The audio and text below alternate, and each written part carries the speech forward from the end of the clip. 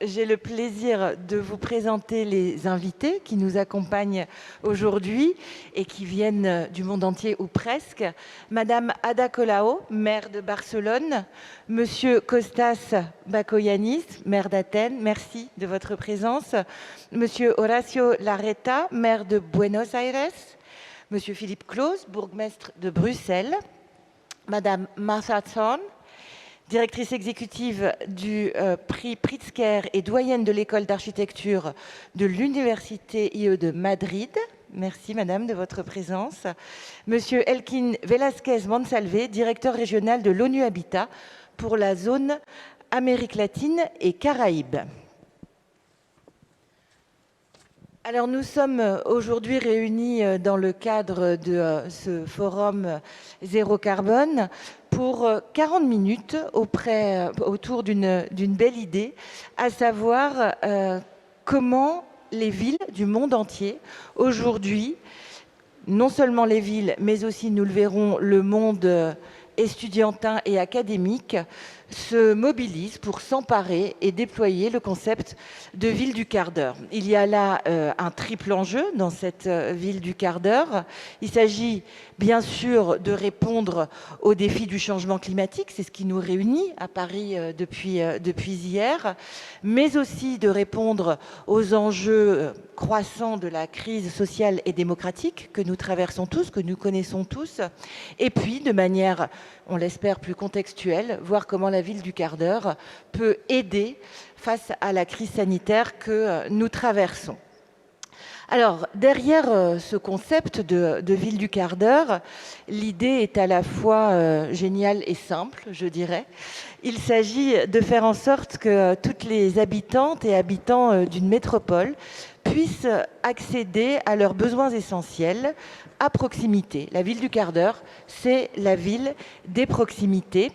Et le professeur Carlos Moreno va nous en parler plus en détail, tant il y a travaillé, tant il l'a conçu, tant il y a travaillé, et tant il nous accompagne les uns et les autres pour en faire une réalité. Juste quelques mots pour mentionner en tant que responsable municipal, et je salue aussi Hermano Sanchez-Ruivo qui est présent à nos côtés dans la salle et qui est adjoint à la maire de Paris en charge des affaires européennes, qui travaille sur cette dimension, sur ce concept à dimension internationale.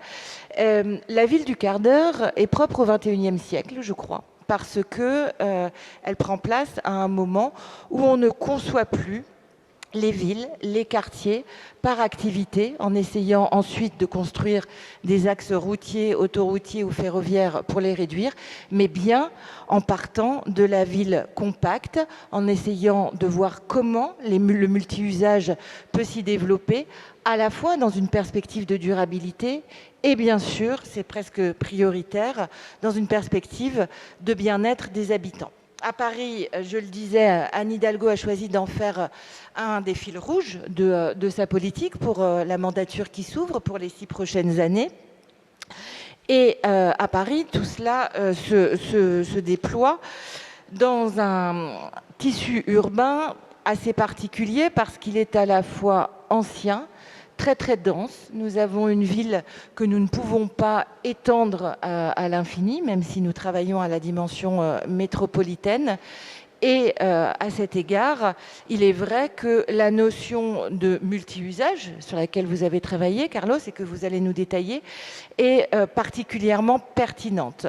Le multi-usage, ça veut dire intensifier les usages plutôt qu'intensifier l'occupation des mètres carrés. Dans un même lieu, à différents moments de la journée, de la semaine ou de l'année, on peut pratiquer des activités différentes, toujours au service de cette notion de proximité, de création de liens sociaux. Et donc, sans plus attendre, je vous passe la parole, cher Carlos, pour nous en dire davantage sur cette belle idée qui n'est plus qu'une idée, qui est un peu plus qu'une idée, qui devient une réalité dans nos villes aujourd'hui. Eh bien, merci beaucoup, chère Karine, et je salue donc tous nos invités et ceux qui sont dans la salle et surtout tous les publics qui nous regardent. Donc, on a des connexions un peu dans le monde entier. On me fait signe à régie que la vidéo de Paris est prête. Donc, on va peut-être lancer la vidéo que la ville de Paris a préparée. Non, elle n'est pas prête.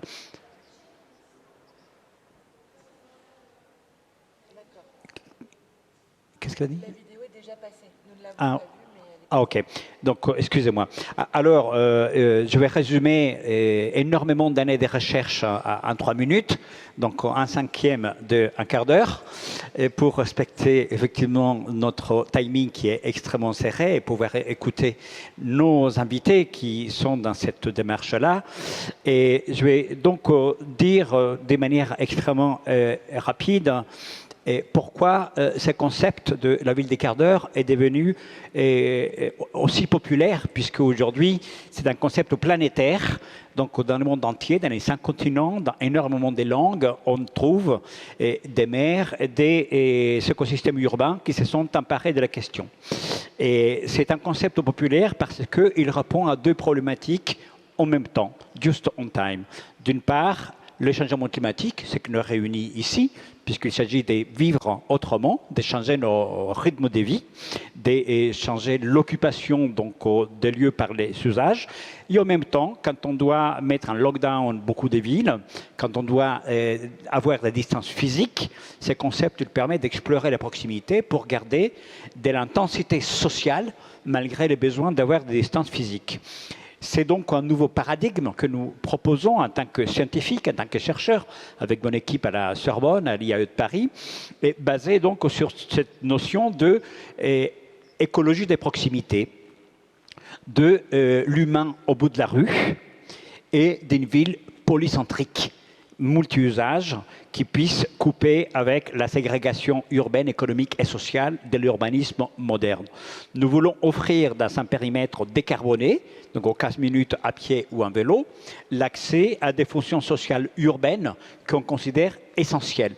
Et nous avons développé toute une théorie sur les 6 fonctions sociales urbaines essentielles, l'habitat, le travail, approvisionnement, la santé, éducation, culture et les loisirs.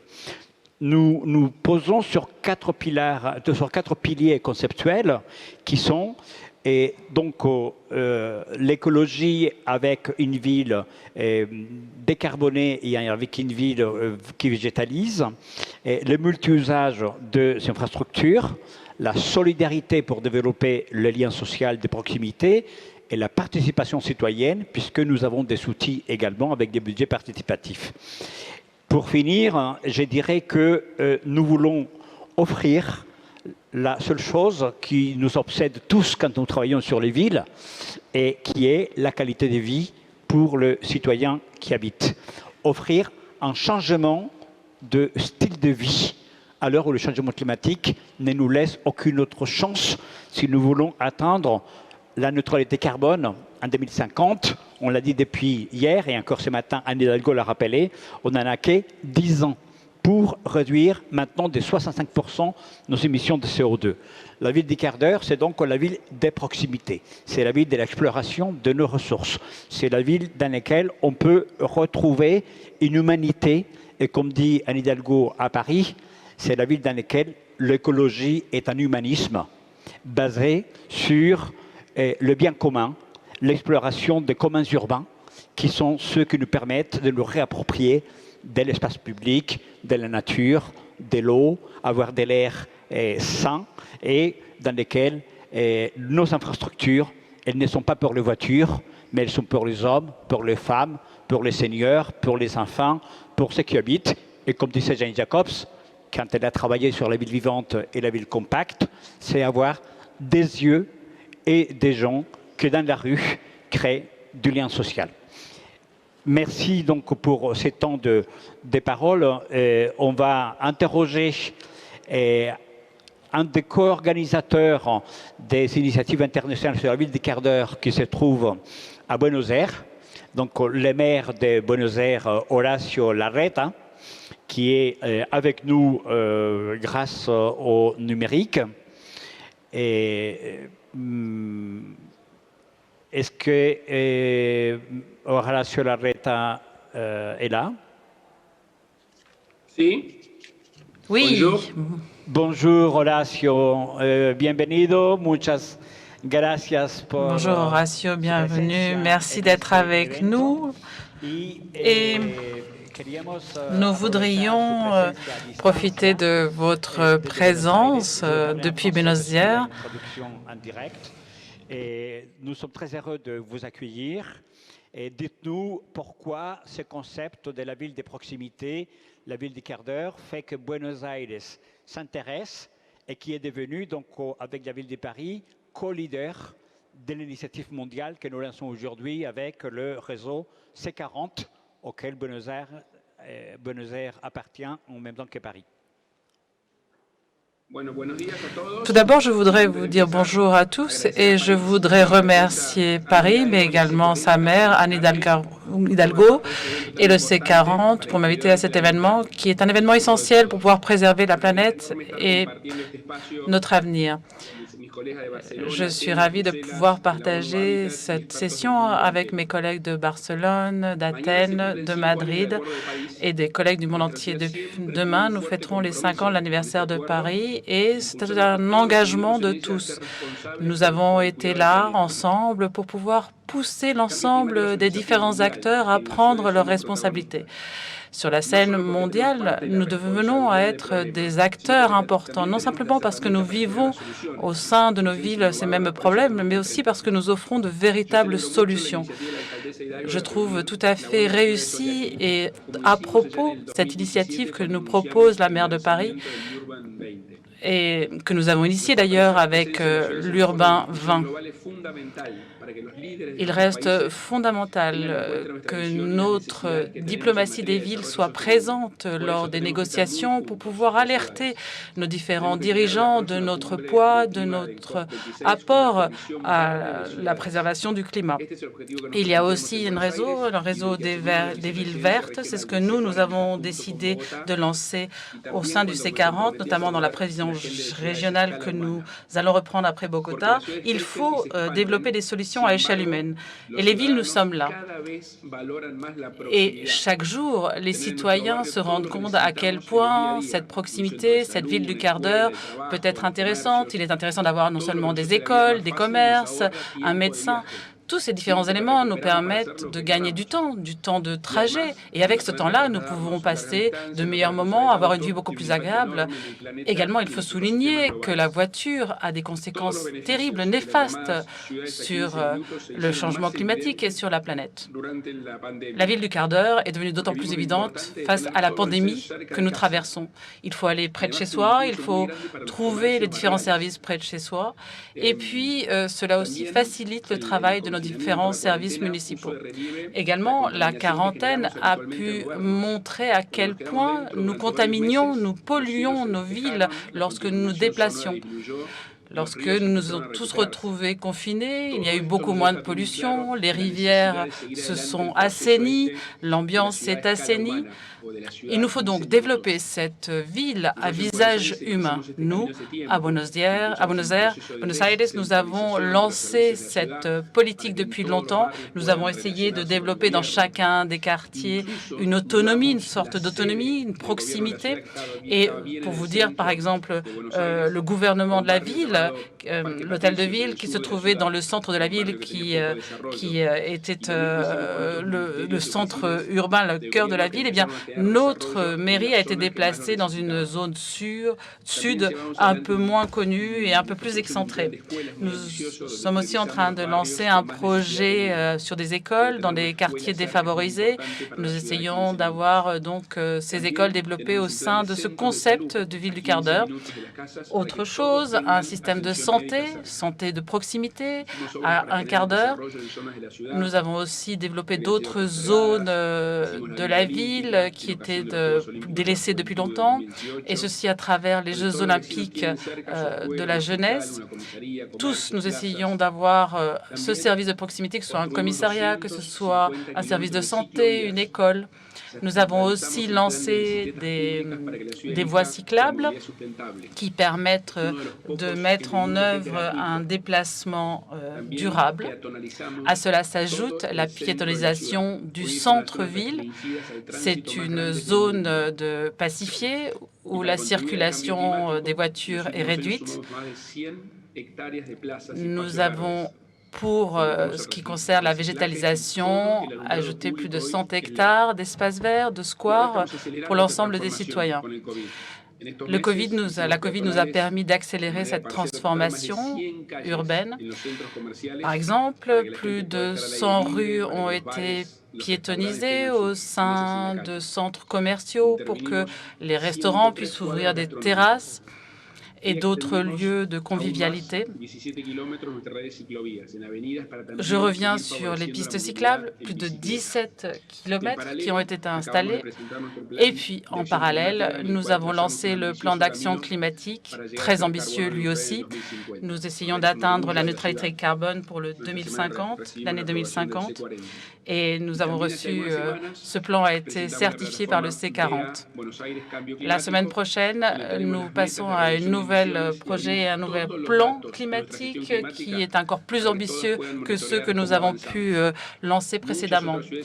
D'autres villes nous suivent et chaque jour, nous sommes de plus en plus nombreux à nous lancer sur ce chemin. Je suis donc conscient que dans ce contexte de crise sanitaire, la chose est d'autant plus compliquée, mais il faut changer notre façon de vivre.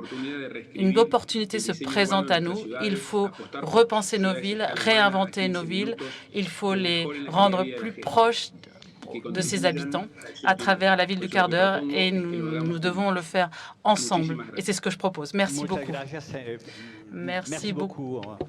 Estimado alcalde Horacio Larreta de Buenos Aires.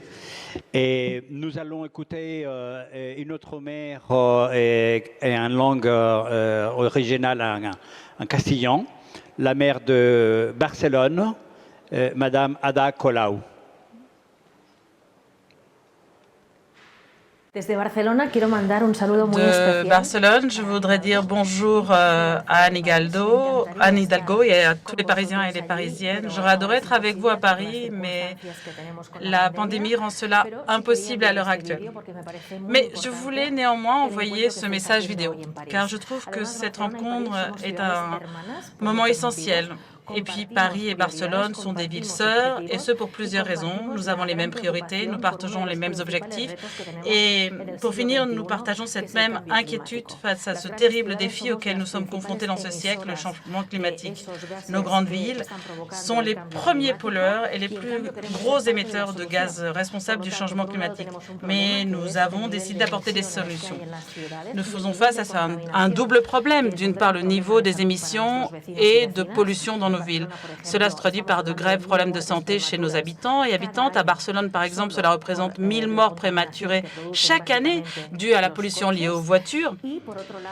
Et d'autre part, un espace public mal agencé. Pour vous donner une idée, les voitures qui comptent pour 20% dans les déplacements occupent à Barcelone 60% de l'espace public. Il nous faut construire la ville du XXIe siècle, une ville moins polluée, plus saine, qui ne participe plus à aggraver le changement climatique, qui apporte des solutions, non seulement au changement climatique, mais aussi qui réinvente une ville plus saine, plus facile à vivre, moins polluée et moins bruyante. Cette idée nous sert de ligne directrice, comme à Paris. À Paris, vous l'appelez la ville du quart d'heure. Nous l'appelons, nous, Supervia Barcelona. Ce modèle vise à pacifier l'espace public pour réduire, comme je vous le disais, la présence des voitures.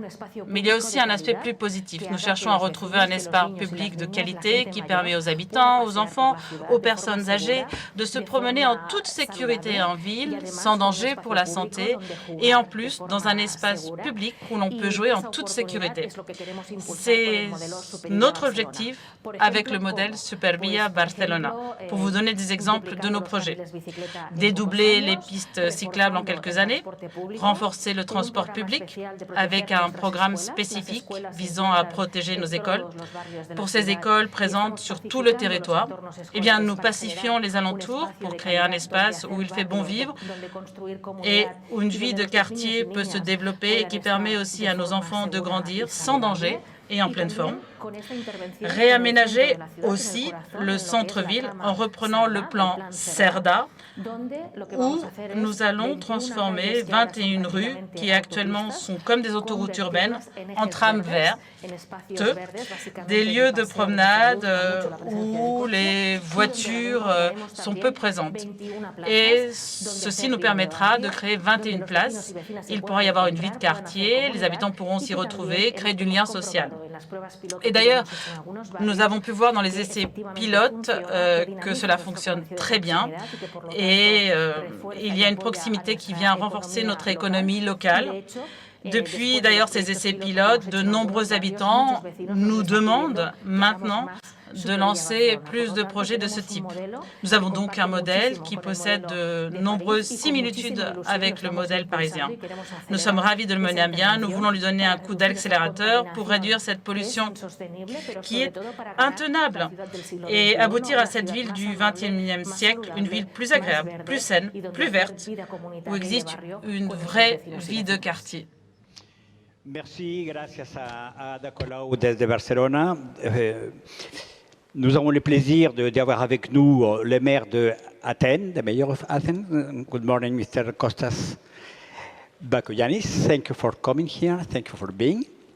Et vous allez donc nous parler également pourquoi Athènes s'intéresse à ces projets internationaux des villes de proximité, la ville des quarts d'heure. Et donc, vous avez la parole. Merci beaucoup. Thank you so much. Mais merci beaucoup et merci de cette très aimable invitation. C'est un plaisir de me retrouver parmi vous. Comme vous le savez, nous devons être francs. Il y a un risque réel. Il y a une course aux investissements entre les villes, une course au talent de la nouvelle économie, mais également une concurrence pour attirer les touristes. Mais en fait, nous ne sommes pas vraiment en concurrence les uns contre les autres. C'est un marathon que nous, disons que nous courons ensemble les uns aux côtés des autres. C'est comme une seule équipe. Et c'est à ce titre que nous envoyons un message très clair. C'est-à-dire que c'est ensemble que nous devons œuvrer parce qu'en fin de compte, les politiques seront peut-être locales, mais le défi est mondial, le changement climatique est mondial, la crise climatique et l'urgence climatique sont mondiales. Et nous savons tous que si nous voulons vraiment apporter des solutions réelles à ces problèmes réels, eh bien, c'est ensemble qu'il faut travailler de bas en haut, des villes jusqu'au niveau national et régional. Alors, cette pandémie qui nous frappe est un événement qui n'arrive qu'une fois par génération. C'est en fait une opportunité, car c'est l'opportunité qui nous est donnée de revoir le paysage urbain, la planification urbaine, le design urbain. C'est un défi. On pense au système des égouts de Londres qui a été créé en réponse à une autre urgence sanitaire, ou bien le Central Park de New York, là encore. C'était un parc qui a été créé pour faire face à une autre urgence. Alors, qu'est-ce qui se passe actuellement à Athènes? Athènes, bien entendu, est une ville historique et je suis très fier de représenter les Athéniens, mais c'est une ville qui a vu le jour, qui a vu la naissance d'une culture extraordinaire, un patrimoine extraordinaire, mais qui reste présente et qui sera là demain également, au même titre qu'elle représente un passé glorieux. Alors, nous avons plusieurs objectifs. D'abord, de récupérer l'espace public, le libérer avec des infrastructures de qualité qui permettra à chacun de se retrouver pour renforcer le lien social parmi nos citoyens. Et puis, deuxièmement, ce qu'on appelle la mobilité durable. Pas simplement donner le droit à tout le monde de circuler, mais pas simplement donc les conducteurs d'automobiles, mais les piétons, les cyclistes également. Et puis troisièmement, et là c'est très important, je crois que vous serez d'accord avec moi, ce qu'il nous faut c'est changer certes, mais pas perdre notre âme. Nous voulons changer pour conserver cet usage partagé du foncier, que nous puissions faire venir de nouveaux résidents et pas simplement expulser certains résidents pour les transformer en espèces de parcs à thème, de faire de nos centres-villes des espèces de Disneyland. Et c'est pourquoi nous nous sommes lancés sur un projet d'urbanisme qui s'appelle Global Athens, Athènes mondiale. L'idée est bien entendu d'unifier nos sites et de protéger nos sites archéologiques, mais également de nous concentrer sur les petites promenades de quartier, justement, pour veiller à ce que nos quartiers restent pleins de vie et les programmes que nous avons mis en place s'appuient justement sur cette idée des petits îlots de verdure au sein de la ville. Alors, évidemment, nous savons que ce n'est pas facile. C'est un processus qui sera compliqué. Les villes sont des organismes vivants. Cela prend du temps, de la patience, de l'insistance pour arriver à des résultats, mais quand même, il est important de partager cette vision commune des villes du 21e siècle. Encore une fois, merci de cette invitation. Merci, Monsieur Bakoyannis, de ces aimables propos. Alors, le maire de Bruxelles, le bourgmestre de Bruxelles plutôt, M. Philippe Claus, qui a enregistré une rapide vidéo pour saluer l'initiative.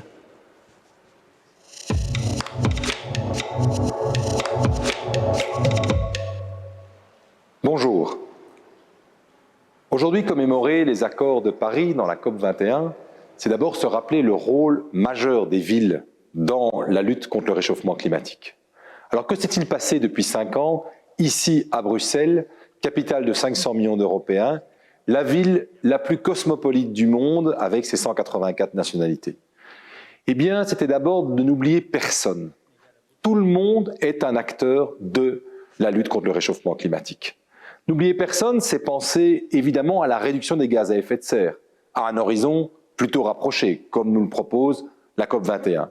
Mais c'est aussi aller vers les milieux qui ne se sentent pas concernés par cette réduction. Prenons par exemple le chauffage. Aujourd'hui, on le sait, le chauffage est un facteur extrêmement déterminant dans les sous-performances énergétiques de nos bâtiments. Que ce soit d'ailleurs les bâtiments publics, que sont les écoles, les musées, les administrations, mais aussi les logements qui sont gérés par les pouvoirs publics.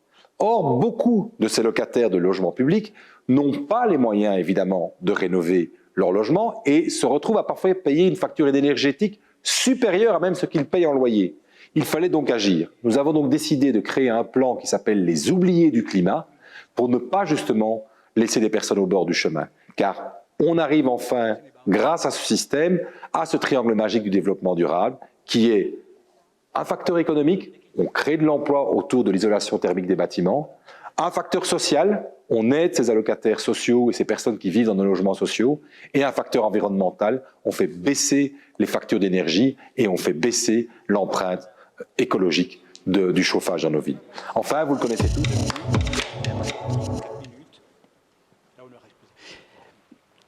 Nous allons lancer une initiative internationale avec les réseaux des villes, le C40, que nous saluons, nous le remercions pour l'investissement afin de rapprocher le monde urbain, les maires et le monde académique. Une vidéo du C40 d'1 minute.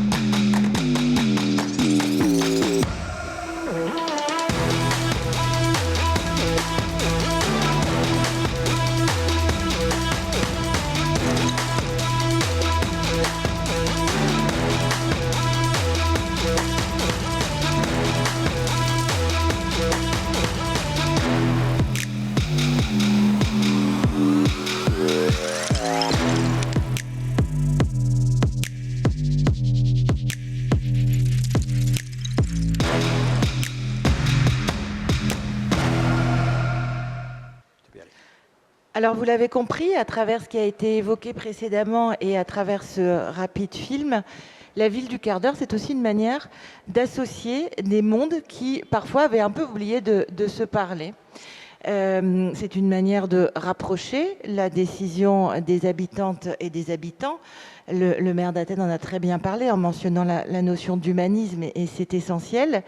Et avec cet appel à projet du C40, eh bien, on voit combien le monde universitaire, combien les étudiants pourraient eux aussi apporter leur pierre au déploiement de la ville du quart d'heure.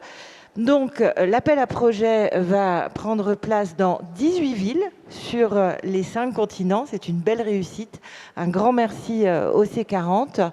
Les équipes ont déjà fait des propositions. Chacune des 18 villes a proposé un quartier. Il reviendra ensuite aux étudiants, aux universitaires, d'inventer comment mettre en place la ville du quart d'heure, comment faire en sorte, que l'on vive toujours mieux, toujours plus proche, dans une perspective durable, on ne l'oublie jamais, avec cette nouvelle idée. Donc, l'appel à projet est désormais lancé, officiellement lancé. Et pour en parler, je repasse la parole à Carlos Moreno, qui va faire intervenir divers participants et représentants de villes participantes. Nous sommes très heureux et très fiers avec le C40, la ville de Paris, la chaire ETI à la Sorbonne, que j'ai l'honneur de diriger au niveau scientifique. Et donc, nous avons des témoignages. Et la maire de Barcelone, Ada Colau, va nous dire en 1 minute pourquoi elle participe à cette initiative avec sa ville. De Barcelone, nos sumamos con entusiasmo al concurso de ideas. À Barcelone, nous avons décidé de participer à l'appel à projet Réinventer la ville lancé par le C40. Nous sommes convaincus que nous avons besoin de nos jeunes, des étudiants et des étudiantes pour réinventer la ville et faire face aux grands défis comme réduire la pollution urbaine et lutter contre le changement climatique. Concrètement, cela veut dire que nous nous sommes associés avec notre projet Distrito 22 @, un quartier qui réunit les acteurs technologiques et qui existe depuis 20 ans. Il participe à une nouvelle phase de transformation qui vient s'appuyer sur le projet Supervia Barcelona, visant à pacifier les rues, les végétaliser, à rendre la ville plus agréable, moins polluée, plus saine, avec plus de commerces de proximité et à créer une vraie vie dans le quartier. Avec ces 2 projets, Supervia Barcelona et Distrito 22 @, nous demandons aux étudiants et aux étudiantes de nous aider avec des idées nouvelles et innovantes pour au final améliorer notre offre. Monsieur Bakogiannis, la ville d'Athènes fait partie de cette initiative. Pourquoi vous êtes présent dans cette démarche? Parce que j'adore ce projet et pas simplement pour les raisons évidentes. Parce qu'effectivement, c'est une opportunité exceptionnelle de passer de la théorie à la pratique et de démontrer qu'effectivement les résultats peuvent être obtenus. Mais il y a une autre raison, c'est que cette pandémie que nous traversons nous a mis en avant les inégalités sociales, les injustices sociales que nous connaissons au quotidien. Je pense notamment à des pathologies systémiques qu'on retrouve dans nos villes, et notamment l'injustice intergénérationnelle, puisque c'est aux jeunes de faire les frais et de porter, si vous voulez, les conséquences sociales de cette pandémie. Et à travers les contenus, nous avons décidé de rendre l'espace, d'apporter de l'oxygène aux jeunes pour construire la ville des jeunes de demain. Merci et merci de votre présence. À l'autre bout de la planète, donc au Brésil, à Rio de Janeiro, où nous avons UN Habitat, l'Organisation mondiale des Nations Unies qui s'occupe des villes, les directeurs régionaux de l'Amérique latine, Elkin Velasquez, qui sera en ligne avec nous quelques minutes pour nous dire pourquoi UN Habitat Amérique latine soutient cette initiative. Si la régie peut nous mettre en ligne Elkin Velasquez, qui parle français d'ailleurs, et merci par avance. Elkin. Bonjour. Bonjour. Bonjour Carlos. Merci à la maire de Paris pour cette invitation. Merci à toute l'équipe pour cette invitation à ONU Habitat en Amérique latine pour participer, pour faire partie de ce processus, de ce concours qui parle bien aux besoins d'Amérique latine et la Caraïbe. Ici, c'est vraiment très important de trouver un moyen de concentrer, de faire converger des efforts pour transformer les quartiers, particulièrement les quartiers les plus pauvres, qui sont les plus vulnérables vis-à-vis des changements climatiques, qui ont besoin de s'adapter, qui sont les plus vulnérables aussi à d'autres crises et qui ont besoin de développer une résilience, une nouvelle résilience, avec une nouvelle vision du futur, d'avenir. Et cette démarche qui est lancée ici, c'est une opportunité d'engager les jeunes pour nous aider à penser, à imaginer sur la base ou inspiré par ce concept merveilleux de génie qui est la ville de 15 minutes, quel pourrait être l'avenir de nos quartiers. Des quartiers beaucoup plus inclusifs, résilients, adaptés au changement climatique, mais où, en fin de compte, les habitants, les familles peuvent avoir accès aux fonctions essentielles, aux offres essentielles des villes. Donc voilà pourquoi, je dirais, sur la base de notre mot de bataille, notre concept de bataille, de ne laisser personne derrière, de ne laisser pas des quartiers derrière, et bien de soutenir, de participer à cette démarche et d'encourager les jeunes, la nouvelle génération, pour participer davantage dans ce concours. Et merci beaucoup, Elkin. C'est toujours un plaisir de t'avoir avec nous. Et merci pour le soutien de UN Habitat et Amérique latine notamment. Et nous sommes amenés à faire de belles choses. Cette initiative a été lancée, 18 villes, dont certaines en Amérique latine. Et nous te remercions pour le soutien. Et depuis le début que nous parlons de la ville du quart d'heure. Et nous allons passer à la dernière séquence avant la conclusion. Et j'ai le plaisir de présenter Martha Thorne, qui est avec nous. Martha est la directrice exécutive des Pritzker Academy, les prix Pritzker, donc très connus au niveau mondial, équivalent des prix Nobel d'architecture, d'urbanisme. Donc, et avec Martha, on a fait un travail également pour appeler la communauté universitaire, puisque Martha, elle est doyenne également de l'école d'architecture et design à Madrid. Et donc, nous avons lancé un manifesto pour appeler la communauté académique, universitaire, scientifique à se joindre avec les villes pour développer cette manière de réinventer nos villes, de les rendre résilientes face au climat, de développer la proximité, de développer ces concepts de villes de courte distance, de développer des services multi-usages. Et donc, je suis très, très fier d'accueillir Martha Thorne. Merci beaucoup, Martha, d'être venue à Paris et pour que nous lancions ensemble ces manifestos que vous trouverez donc sur les réseaux sociaux, parce qu'il est co-signé par Martha et moi-même. J'ai cet honneur. Nous sommes les deux premiers signataires. Et ensuite, nous avons donc des centaines de noms de la communauté mondiale scientifique qui est venue se joindre à nous. Donc, Martha va nous présenter les manifestos. Thank you, Martha, for your commitment. Merci encore à Martha de son engagement. Merci beaucoup. C'est un immense plaisir de me trouver en excellente compagnie. Vous l'avez vu, des étudiants, notamment des étudiants en architecture et en design, en urbanisme, souhaitent évidemment que leurs études aboutissent à du travail à l'avenir. Et ils nous demandent, à nous, enseignants, de jouer le rôle qui nous revient, servir d'exemple, mais également leur apporter les outils qui leur permettront d'élaborer ces concepts tels que la ville du quart d'heure face au changement climatique. Donc, il nous revient d'être de bons voisins dans nos communautés, mais dans le monde entier. Il nous revient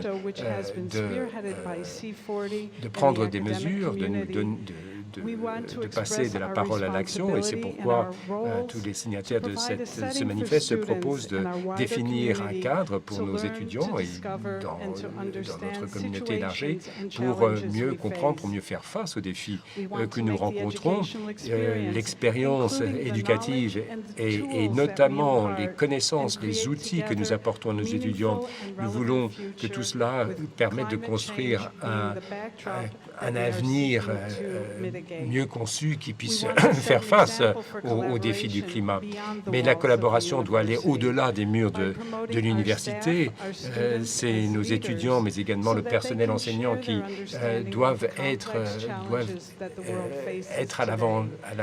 aux avant-postes du changement pour justement préparer l'avenir. Ce sera à travers une approche holistique et rigoureuse que nous pourrons tracer la voie de l'avenir, un espace où les étudiants pourront mettre en avant leur vision, et d'où le concours qui a été annoncé.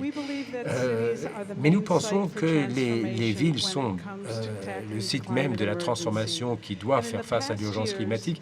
Et au cours des dernières années, au cours des 10 dernières années, les villes, les collectivités locales, les maires ont travaillé remarquablement pour lutter contre le changement climatique, mais le moment est venu pour les universités, pour les établissements d'enseignement, de participer également à cette lutte. Que pouvons-nous apporter à cette lutte? Beaucoup. La recherche, la connaissance, les outils et un espace d'action en travaillant en collaboration avec le secteur public, les autorités. Nous pouvons définir des approches, les renforcer, et puis les universités, de par leur propre nature, par leur ouverture, par leur soif de connaissance, peuvent réunir de nombreux secteurs de la société qui spontanément ne se réuniraient pas. Je pense notamment à des acteurs du monde universitaire, aussi bien privé que public, mais également les collectivités locales et les autorités au plus haut niveau. Les villes peuvent consolider ces efforts. Dans mon école, l'école d'architecture et de design, nous avons mis en place un centre pour les villes durables où l'éducation, la recherche et la communication se retrouvent de manière agile pour que ce travail puisse se développer de manière intégrée dans des cours où nous parlons notamment, bien sûr, du changement climatique, mais du développement durable, où ces questions sont abordées de manière holistique, de manière intégrée. Il peut s'agir d'architecture, mais également de design, ou même de promotion immobilière. Les villes doivent être développées dans le sens du développement durable de la responsabilité. Nous avons le plaisir d'annoncer donc la publication de ce manifeste. Je remercie bien entendu la maire de Paris, Madame Anne Hidalgo, et tous les intervenants qui sont venus s'exprimer aujourd'hui. J'invite les milieux universitaires non seulement à signer bien sûr ce manifeste, mais surtout à s'engager dans le sens de l'action pour que les universités, les facultés, les villes puissent collaborer pour aller dans le sens d'une action qui aboutira à un avenir plus vert, un avenir plus équitable. Et ma propre université et l'école d'architecture et de design peut se proposer comme ressource pour vos efforts. J'espère que nous pourrons vous recevoir dans nos campus à Madrid et à Ségovie, mais au-delà de cela, j'invite les villes et les universités à voir qu'ensemble, nous travaillerons de manière plus forte. Ensemble, nous pouvons produire un modèle, un véhicule de coopération qui construira la vision qui est la nôtre, mais nous avons une responsabilité envers nos étudiants. La jeunesse doit être équipée pour faire face aux défis d'aujourd'hui et de demain. Ensemble, nous pouvons le faire. Je vous remercie.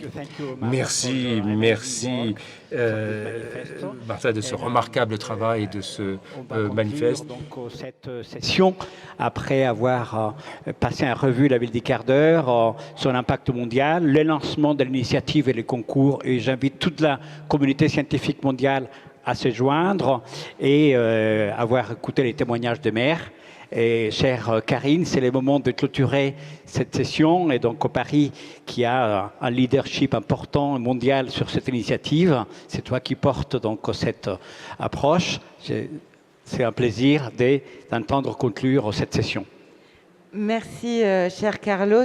J'ai bien entendu l'invitation à Madrid et dès que les conditions sanitaires le permettront, je suis certaine que nous serons heureux de faire vivre en physique cette communauté des villes.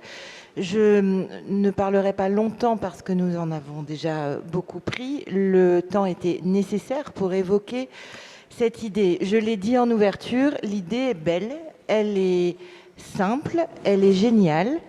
Et nous avons vu à travers tous les intervenants qu'elle réussit le tour de force d'allier, je crois, responsabilité et enthousiasme. C'est vraiment ce que nous avons et j'ai entendu ce matin, chacune et chacun à l'échelle de vos responsabilités, vous vous êtes saisi de ce concept, vous l'utilisez, vous le déployez, et je suis bien certaine qu'il a un grand avenir devant lui. Paris y prendra bien sûr toute sa place.